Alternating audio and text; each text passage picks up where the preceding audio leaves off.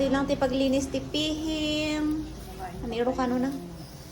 Pising. Easy ang gabi, ulamin sa umaga. Then happy birthday na ano hite. Birthday na mo sa Shadote. Dito lang po ang pagluluto ng hindi maalat, ay hindi mangalat, hindi manganat na pihim.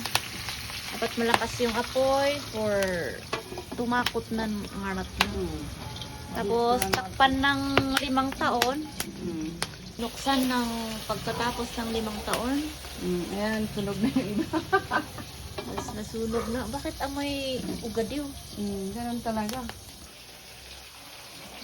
Tangan buksan ulit para tingnan kasi parang nasusunog siya.